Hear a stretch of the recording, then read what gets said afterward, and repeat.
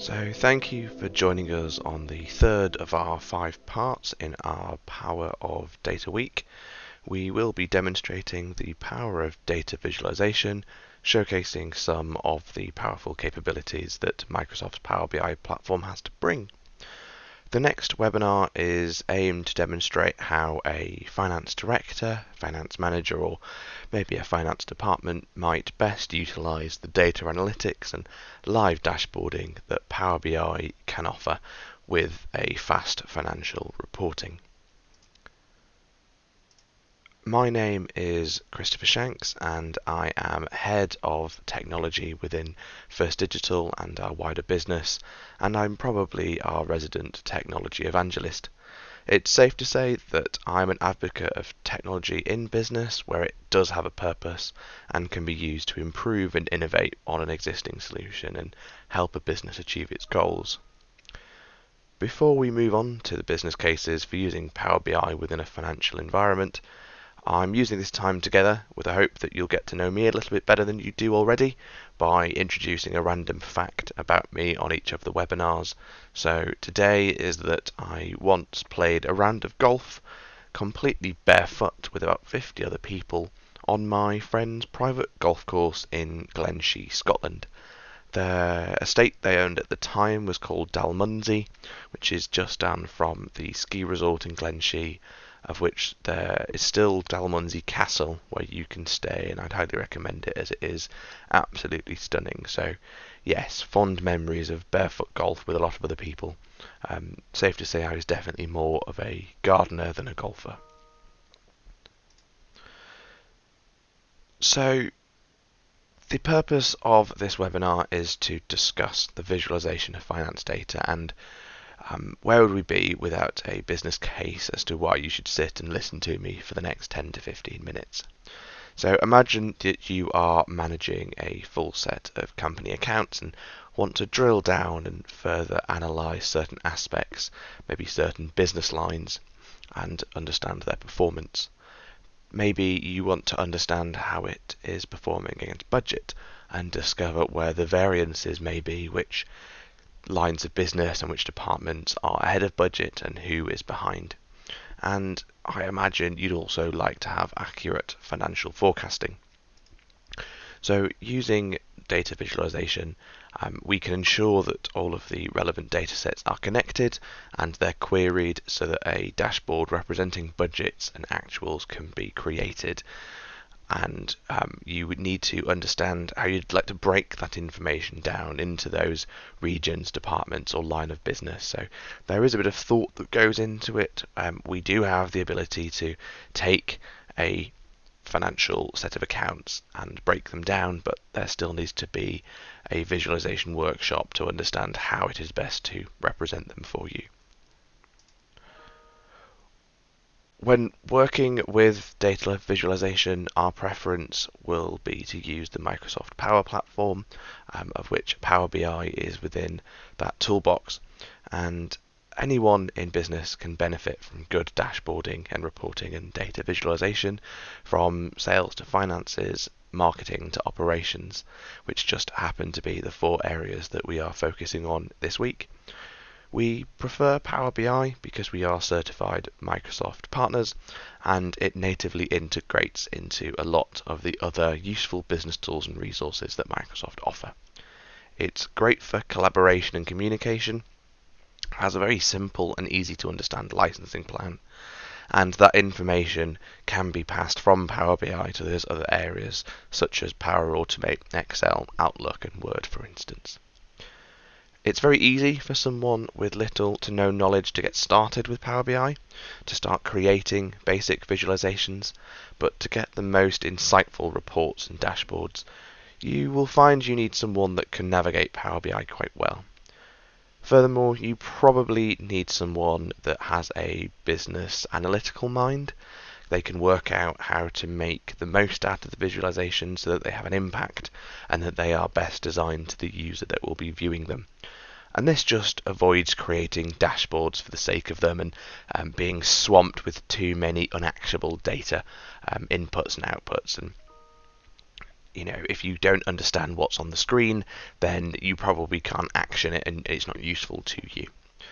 Our approach is that we would always have an initial data visualization workshop to understand what the business goals are, why dashboarding and reporting might be required. We'd talk you through the 4 pillars of where is the data, how is it stored, where will it be accessed, how are we capturing it, how would you like it displaying to the user to be most useful, and is there any automations that can be done once that a pattern has been found.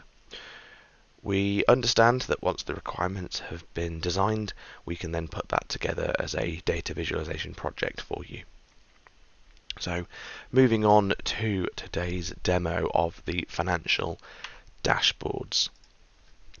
So here once again we have Microsoft's Wide World Importers, WWI, and they're a wholesale novelty goods importer, and this is to showcase their financial side. So first of all, we're going to deep dive into the revenue and profitability area. So straight away we have what we like to call the big ass numbers. Those are the key hitting numbers that someone in finance may want to look at. So here you can see 825 million in gross sales and 245 million in gross profit. On the left, we then have it broken down by region. So if I quickly just minimize these into the various areas, you'll see Asia Pacific, Europe, North and Central America, and Southern America. If we deep dive into Europe, we then have France, Germany, Italy, Spain, Switzerland, Turkey, and the UK. In the middle here, we have Power BI's AI insights trying to create some meaning into the data it sees, trying to give you a short summary that perhaps you could use in a report. And then on the right here, we have, which I've said before is probably my favourite, or one of my favourite visualizations, the decomposition tree, that allows you to deep dive into a certain aspect. Now, the great bit about Power BI is that if we just wanted to focus on the UK, all of a sudden you can see that the insights are now reflecting what the UK sales have done. All of the numbers have changed, and the deep dive decomposition tree is now showing us the breakdown for just the UK. Within this decomposition tree, we can change the order. So if we wanted to focus from gross sales onto products, and then from products onto channels, we can reorder those in the way that suits us most. On this revenue and profitability dashboard, we also have variance to budget. So once we understand the gross sales and the profit, and we understand where we'd like to be, we can understand how they are performing. So as you can see, the blue on the right is positive and the red on the left is negative. And if we hover over, in this instance, China, it's then showing us a month-by-month breakdown of how that 3.3 million positive variance has been achieved, and where in certain months there has been negative. And this then reflects in the decomposition tree. If we choose France, we can then start to understand where those variances are in terms of finding the red, and being able to understand that from online we can see that furniture and then bedroom furniture is behind, which has affected the decomposition and the negative impact of that performance there. If we go back to the home screen into expense management, once again we have our large numbers that are showing the expenses of the business and the expense variance to budget. We have our regions here, and now we've introduced percentages in this table. This, once again, is a nice graph showing the variances, showing the top 3 and the lowest 3, so that you can find those outliers very quickly, which gives you an idea of where to look. And that's one of our golden rules in dashboarding, is a dashboard should point and tell you where to look without having to spend too long looking for the information. And you can then see a further drill down of expense variance to budget by line item, so which ones are ahead of budget and which ones are behind. On the right, the key influences is using some artificial intelligence that's understanding that when the line item is advertising, the average of variance to budget increases by 1.3 million, and that will be using multiple data sets over multiple years, as you can see here that the expense variance here is 1.1. So over a period of time, Power BI is suggesting that the average is 1.3. We can then change this to decrease, and it will run some analysis and begin to show us that when the line item is IT infrastructure, the average of variance tends to decrease by 1.96 million. So just showing how it can start to find patterns in your data which you may have not previously been able to find yourself. Lastly, if we move over to the planning and analysis dashboard, we still have our large numbers that show our sales and sales forecast, but we've introduced a what if discount percentage slider. So if I slide this all the way over to the left at 0%, you can see that the forecast is 1.7 billion, which is represented by this dotted line. If we start to introduce a percentage discount into the sales, the system is then calculating based on previous patterns what it perceives the forecast may be, and then is showing you that calculation. So you can start to plan business based on different variables. That is quite an advanced feature of the system and does take a bit of setting up, but potentially could allow you to understand what if you spent more on marketing or grew a particular department of your business to a larger size or spent more money on the various elements of the budget. Lastly, is one of my favourite features in Power BI, not just a visual, but it allows you to understand and ask questions of the data. So let's say that you wanted to know the gross sales of a country without going to the particular screen. Within here we can say gross sales of the UK, and it will go and interrogate that data using keyword analysis to find the answers that we are looking for, enabling you to, as I said, quickly get answers to those questions that you may be seeking.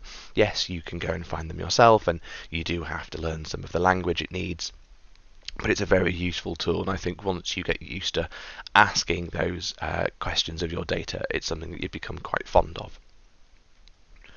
So that was a quick tour of how it can be used, and I'm just going to flick back to the demo here.